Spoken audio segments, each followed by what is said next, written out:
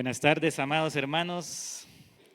Que la gracia del Señor sea con cada uno de ustedes.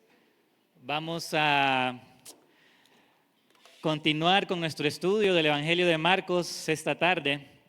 Quiero pedirles que por favor me acompañen a leer Marcos capítulo 1, versículos 9 al 13. Marcos capítulo 1, versículos 9 al 13.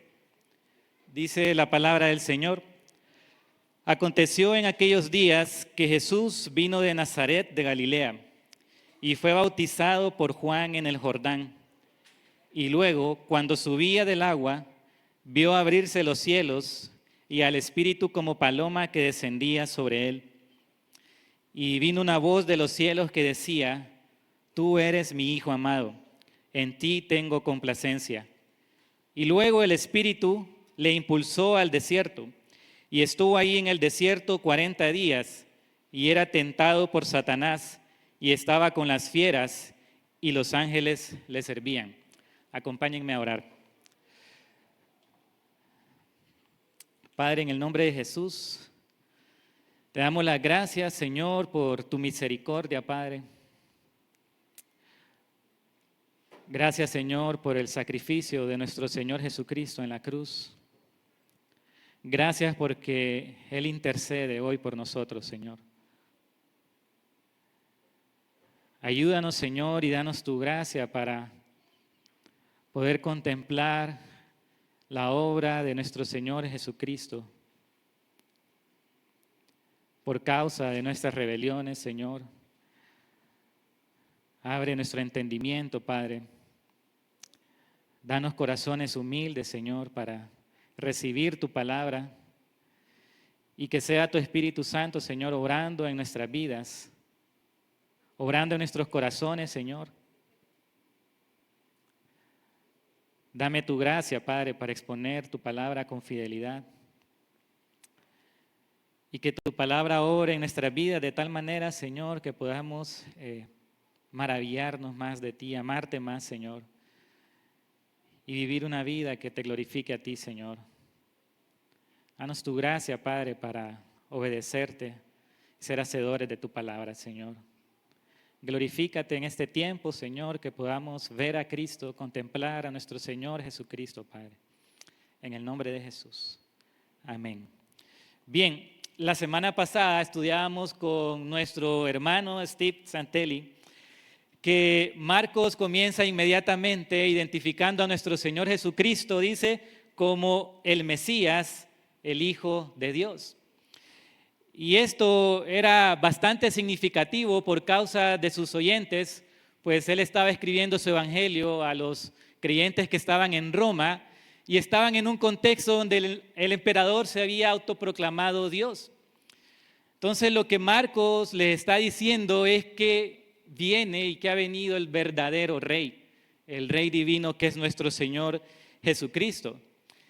Y que de la manera como estos monarcas de la antigüedad mandaban a mensajeros delante de ellos para anunciar que el rey había llegado, así aparecía también Juan el Bautista para anunciar la venida de este rey y para preparar al pueblo para su venida.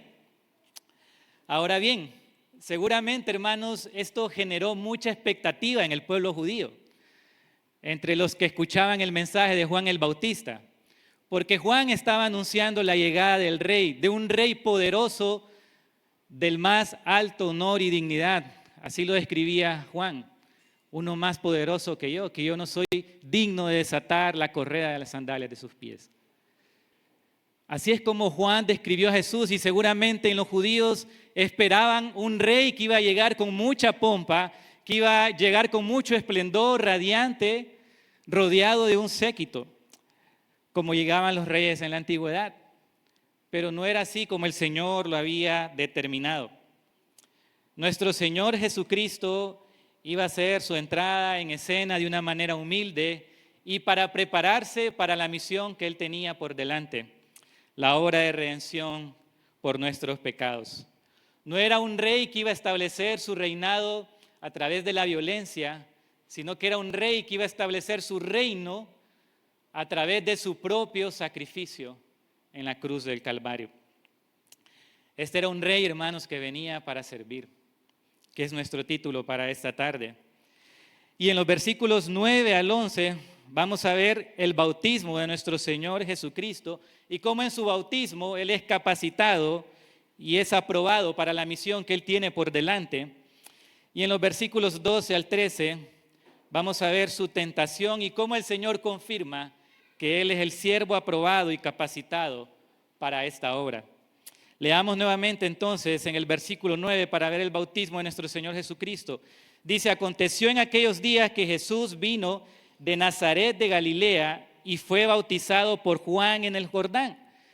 Habían pasado, hermanos, 30 años, según Lucas, desde que nuestro Señor Jesucristo nació hasta este momento que llega aquí para ser bautizado por Juan. Dice que vino de Nazaret de Galilea porque es ahí donde Él vivió. Galilea, hermanos, era una provincia bastante despreciada por los judíos porque en su momento fue conquistada por el imperio asirio y lo que hizo el imperio asirio fue llevar muchos gentiles a esta región. De hecho, el apóstol Juan confirma esto en su evangelio, en Juan capítulo 7, versículo 41, cuando los judíos dijeron, de Galilea ha de venir el Cristo. Incluso el mismo Natanael le dijo a Felipe, de Nazaret puede salir algo bueno. De manera que los judíos veían con bastante desprecio a la provincia de Galilea y es precisamente de ahí donde se hace presente nuestro Señor Jesucristo e inicia su ministerio público viniendo de una ciudad muy despreciada. Y viene a ser bautizado por Juan. Ahora, quiero que imaginemos esa escena, hermanos, porque todas estas personas que se están bautizando en el río Jordán eran pecadores, ¿no?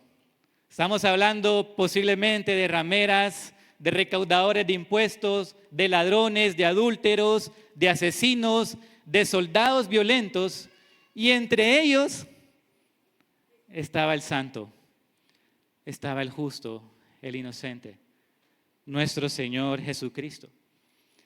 Y sabemos por el relato que tenemos en Mateo y Lucas que cuando Juan identifica a nuestro Señor Jesucristo y ve que Él se quiere bautizar, Juan se le opone. Y Juan le dice, yo necesito ser bautizado por ti. Juan no comprendía en ese momento lo que nuestro Señor Jesucristo venía a hacer. Y si el bautismo de Juan era una señal de arrepentimiento, era una evidencia de que los pecadores se habían vuelto de su mal camino y se habían vuelto a Dios, ¿por qué nuestro Señor Jesucristo se iba a bautizar? Bueno, en Mateo capítulo 3, versículo 15, encontramos la respuesta de nuestro Señor Jesucristo. Dice que Jesús le respondió a Juan, deja ahora, porque así conviene que cumplamos toda justicia. Entonces le dejó. ¿Por qué nuestro Señor Jesucristo se bautizó?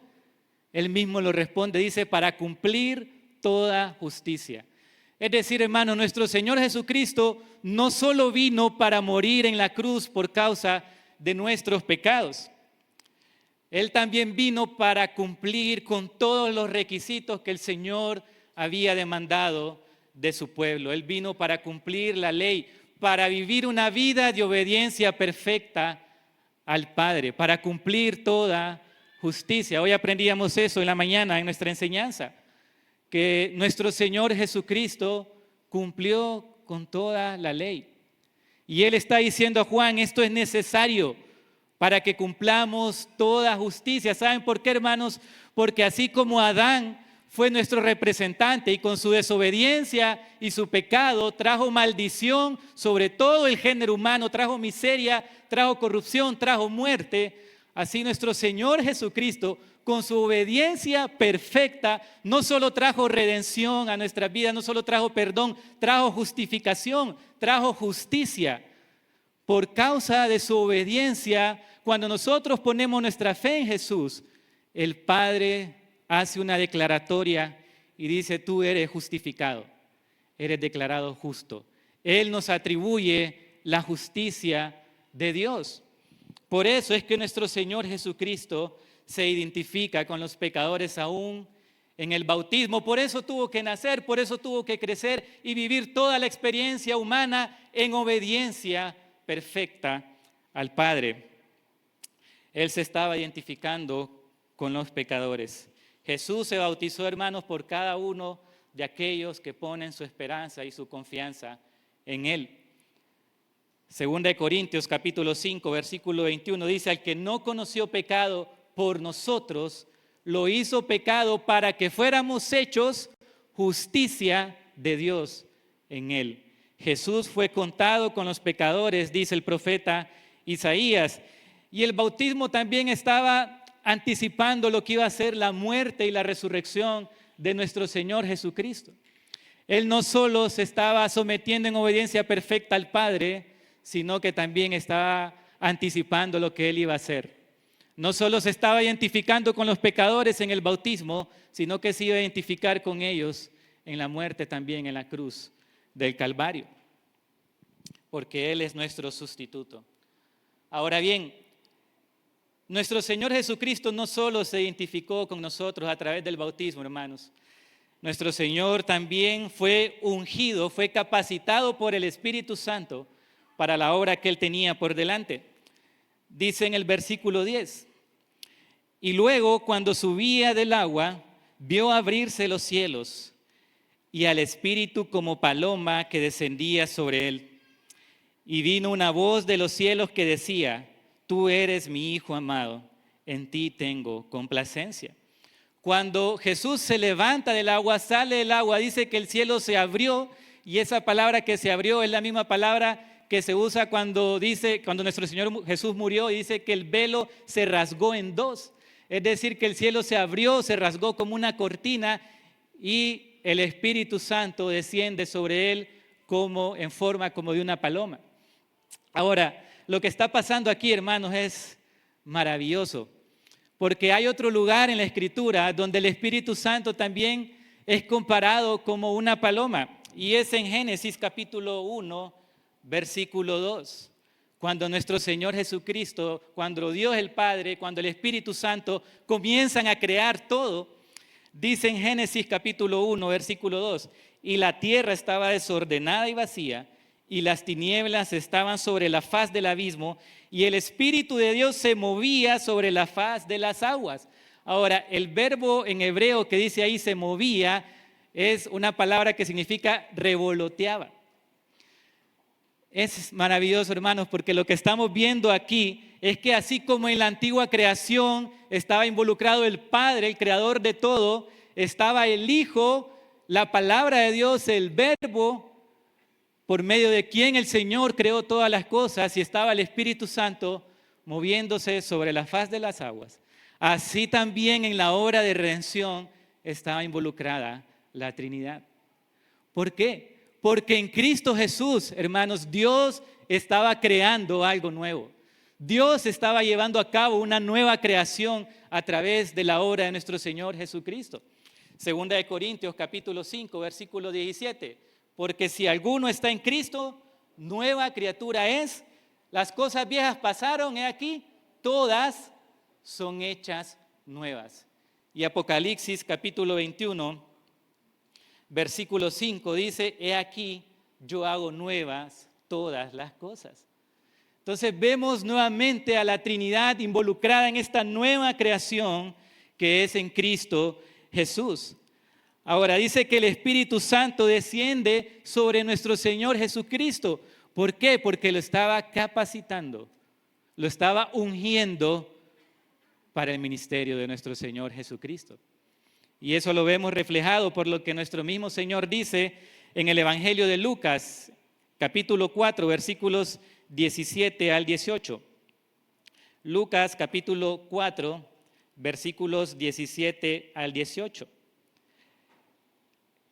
Dice: y se le dio el libro, hablando de nuestro Señor, del profeta Isaías, y habiendo abierto el libro, halló el lugar donde estaba escrito: el Espíritu del Señor está sobre mí, porque me ha ungido para dar buenas nuevas a los pobres.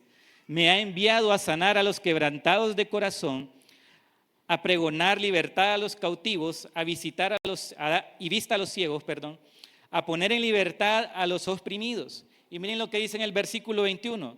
Y comenzó a decirles, hoy se ha cumplido esta escritura delante de vosotros. ¿Cuándo fue ungido nuestro Señor Jesucristo con el Espíritu Santo? En su bautismo. En su bautismo. Todo lo que Jesús hizo, hermanos, sus señales, sus maravillas, sus milagros, sus enseñanzas, sus padecimientos, todo lo que nuestro Señor Jesucristo hizo, lo hizo en absoluta dependencia del Espíritu Santo, bajo el control y la llenura del Espíritu Santo. Hermanos, y qué gran lección es esta para nosotros, porque si nuestro Señor Jesucristo no hizo nada sin la dependencia, sin el poder, sin la ayuda del Espíritu Santo, ¿cuánto más nosotros necesitamos al Espíritu Santo para llevar a cabo la obra que el Señor nos ha dado y para vivir vidas santas que le glorifiquen a Él? Necesitamos al Espíritu Santo, necesitamos estar bajo el control, andar en el Espíritu Santo si es que queremos vivir una vida que agrade a nuestro Señor. Por supuesto, hermanos, que podemos hacer muchas cosas en la carne, en nuestros propios esfuerzos, pero nada de eso va a tener ningún valor delante de Dios. Y vamos a terminar frustrados y vamos a fracasar. Y saben, hay una iglesia, hermanos, que comenzó por el Espíritu, pero estaba continuando su vida en la carne. Es la iglesia de Galacia. ¿Y saben qué estaba produciendo esto en los creyentes, en la vida de la iglesia y en cada individuo? Gálatas 5, 15, 16 lo dice. Le dice Pablo, pero si ustedes se muerden y se devoran unos a otros, tengan cuidado, no sea que se consuman unos a otros. Digo pues, anden por el Espíritu y no cumplirán el deseo de la carne. Esta iglesia estaba trabajando en sus propios esfuerzos. Los creyentes estaban viviendo según la carne. ¿Y qué estaba pasando? Había pleito, había celos, había contienda en la iglesia. Y eso es lo que va a haber en la iglesia si no dependemos del Espíritu Santo, hermanos. Si cada uno de nosotros no nos rendimos al control del Espíritu, necesitamos andar en el Espíritu y vivir por el Espíritu Santo. Si nuestro Señor Jesucristo no hizo nada sin la ayuda del Espíritu, ¿cómo lo vamos a hacer nosotros? Necesitamos depender de Él. Entonces nuestro Señor también fue ungido por el Espíritu, fue capacitado para su ministerio, pero no solo eso, también fue identificado y aprobado para esta obra. Versículo 11 dice, y vino una voz de los cielos que decía, tú eres mi Hijo amado, en ti tengo complacencia. Ahora esta declaración, hermanos, tiene varias implicaciones. Y hay al menos 2 ocasiones más donde el Padre expresa esto. En la transfiguración, en Mateo 17:5, y en Juan capítulo 12, versículo 28, cuando nuestro Señor le está enseñando a una multitud.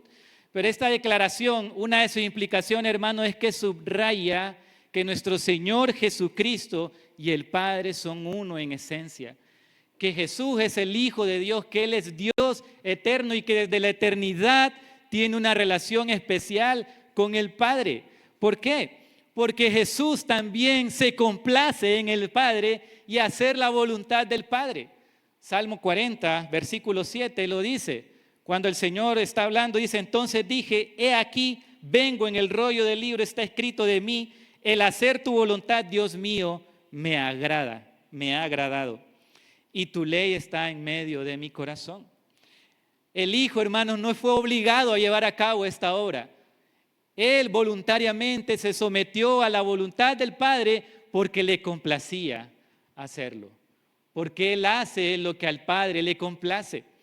De hecho, en Juan 8:29 él mismo lo dice, porque el que me envió conmigo está, no me ha dejado solo el Padre, porque yo siempre hago lo que le agrada.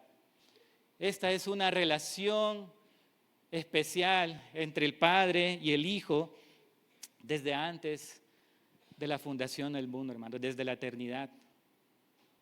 Pero no solo eso, hermanos. Esta frase es un eco también de una historia que todos conocemos muy bien.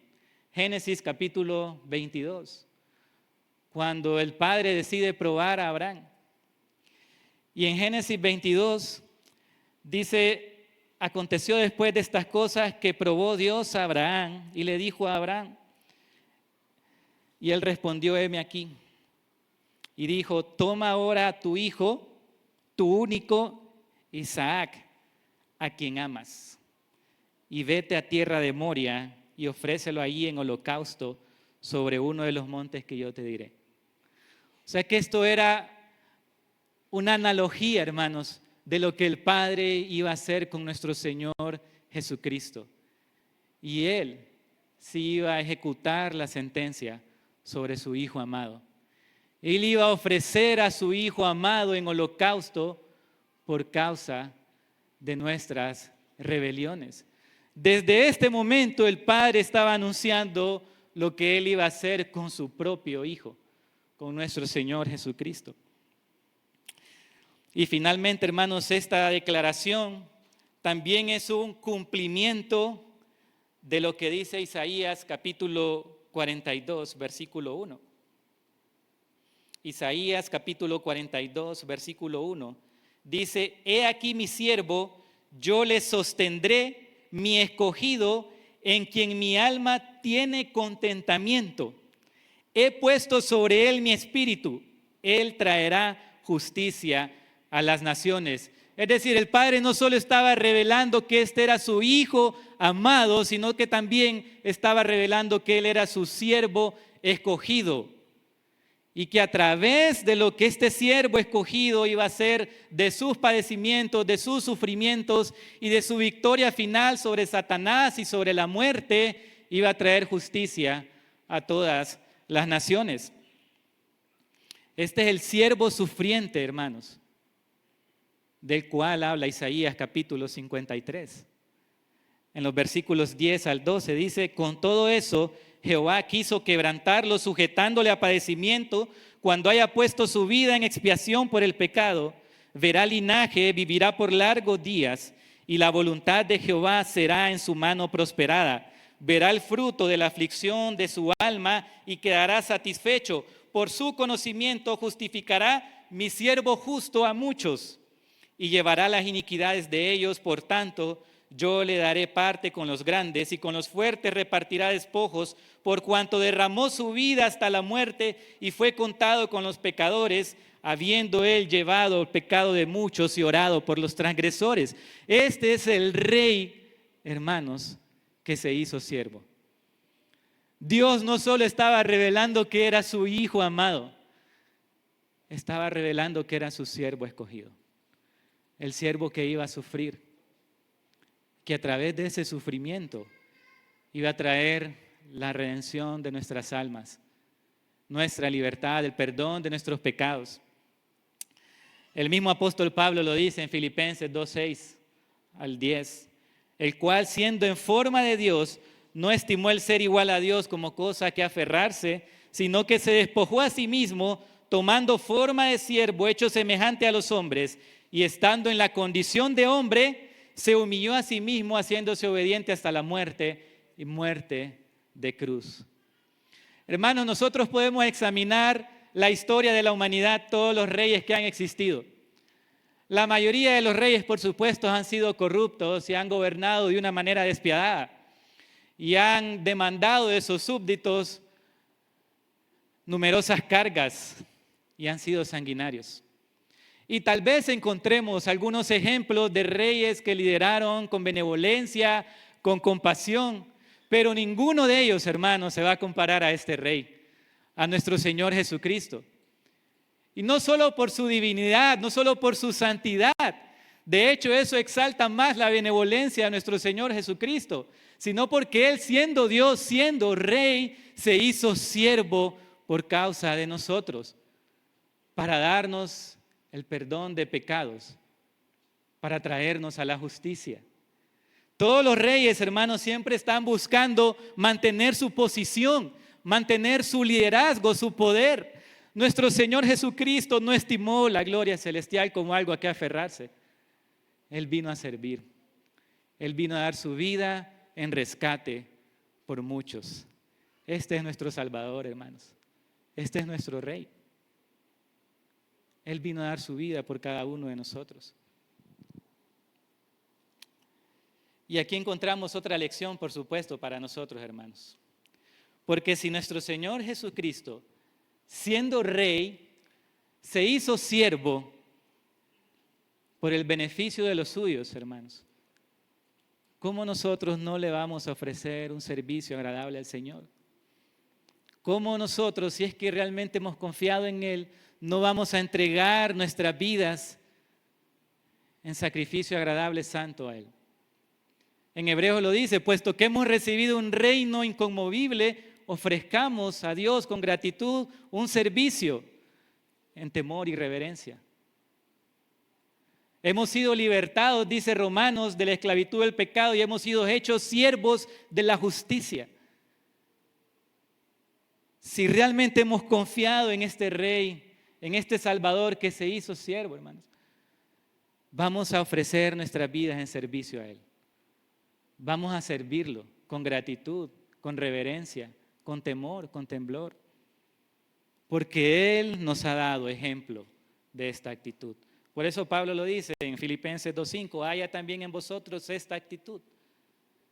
Y empieza a escribir lo que nuestro Señor Jesucristo hizo en los siguientes versículos. Ahora, en el segundo evento, en su tentación, hermanos, es donde el Señor confirma que Él ha sido capacitado y aprobado para esta obra.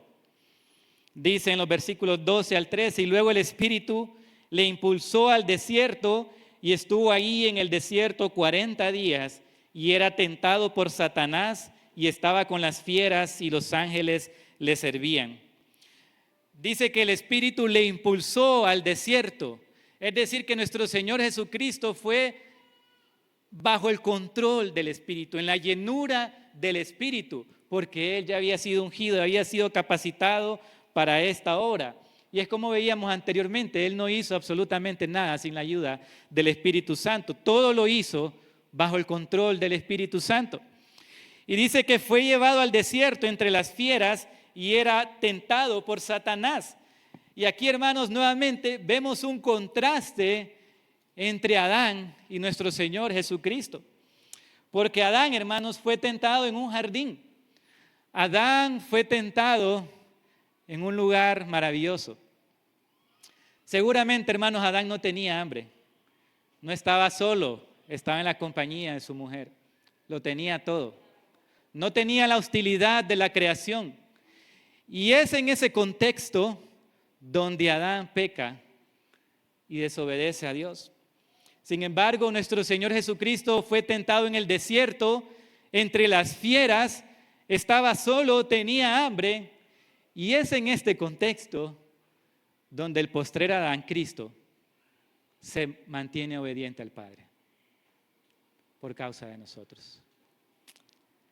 Ahora, hermanos, sabemos por los relatos de Mateo y Lucas, en qué consistían estas tentaciones. Y es que, hermanos, Satanás atacó principalmente a Jesús para que Él renunciara a su humillación, para que Él renunciara a su papel de siervo. ¿Qué le dijo Satanás a Jesús de entrada?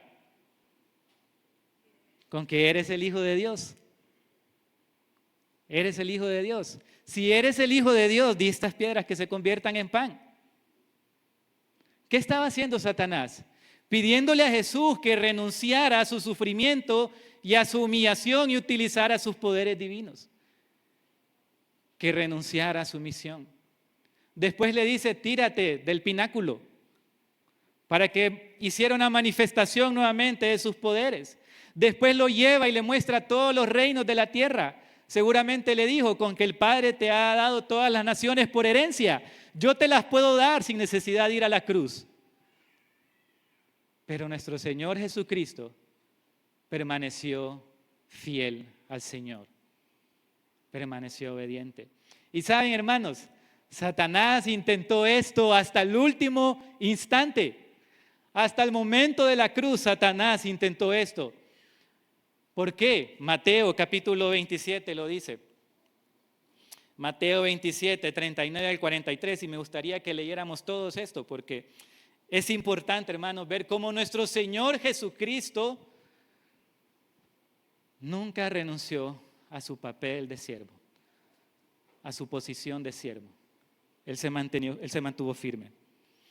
Dice, y los que pasaban le injuriaban, meneando la cabeza y diciendo, tú que derribas el templo y en 3 días lo reedificas, sálvate a ti mismo. Miren lo que dicen. Si eres hijo de Dios, desciende de la cruz. De esta manera también los principales sacerdotes, escarneciéndole con los escribas y los fariseos y los ancianos, decían, a otro salvó, a sí mismo no se puede salvar. Si eres el rey de Israel, desciende ahora de la cruz. Y creeremos en él. Y nuevamente dice, confío en Dios, líbrele ahora si le quiere, porque ha dicho, soy hijo de Dios. 3 veces lanzó a Satanás otra vez su ataque para que Jesús renunciara a la cruz. Estábamos leyendo con algunos hermanos hace poco en una clase que alguien comentaba ahí, decía, Jesús perfectamente pudo haber dicho, ángeles, destruyanlos a todos. Pero en lugar de eso dijo, Padre, perdónalos.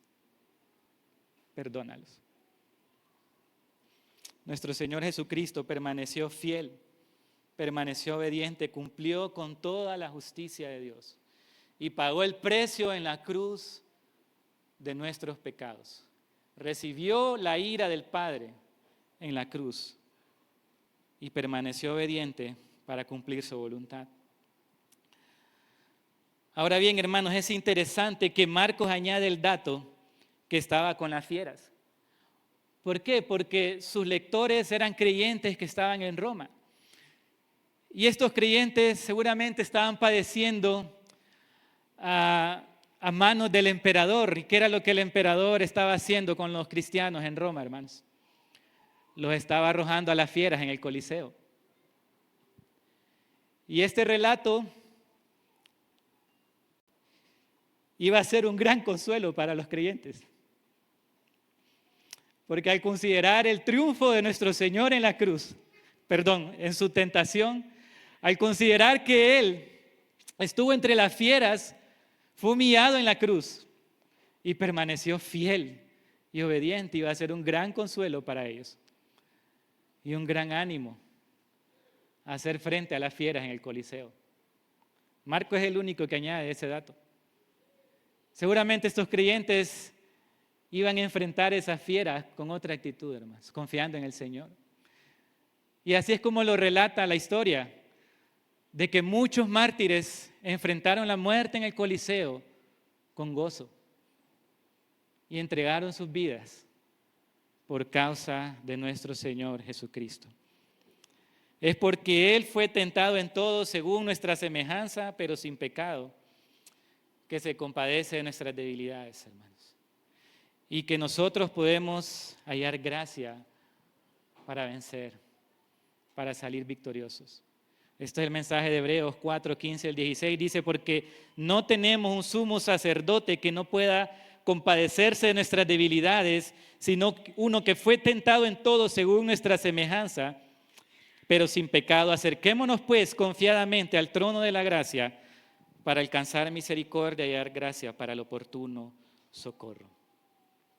Es por causa de la obediencia de nuestro Señor Jesucristo, de su victoria, de su triunfo, de que fue tentado en todo y salió victorioso, hermanos, que nosotros también podemos encontrar las fuerzas, la gracia y la misericordia para vencer,